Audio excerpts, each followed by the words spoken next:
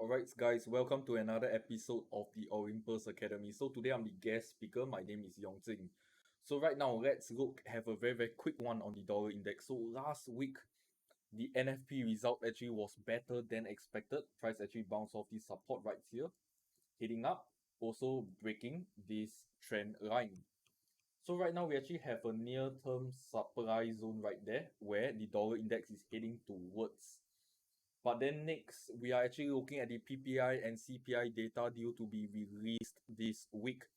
So if the data is good, we can actually see price head up towards the resistance area right there.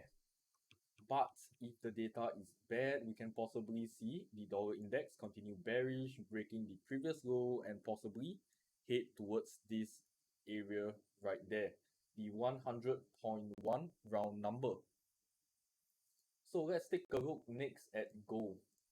So currently, let's take a look at the daily. If you notice, there's a relative equal high on gold. So that's a liquidity hotspot right there. So next, if we actually move down towards the H4 chart, there is a nice little demand area right there.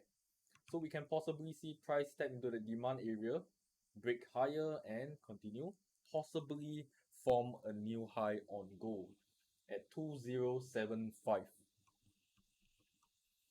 Okay, next let's take a look at the Aussie dollar, the Australian dollar. So actually the unemployment rate is expected to increase this week by 0.1%. So you notice price actually broke structure already. So this is a breaker block that which I marked out in blue.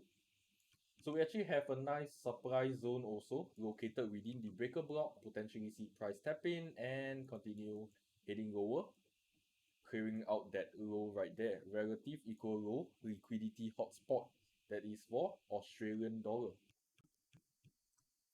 So next, let's take a look at USD CAD. That will be the last pair that I'll be going through for today. So USD CAD, my bad.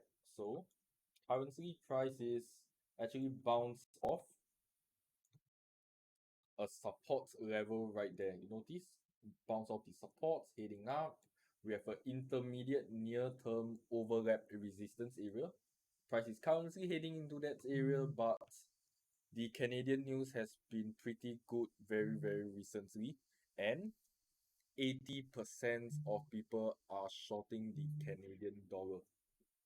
So if price breaks above this area, we can potentially see price continue moving higher towards the next resistance area. But this is a point of interest I'll be looking at. I'll be very careful around this area because price can actually reflect back down.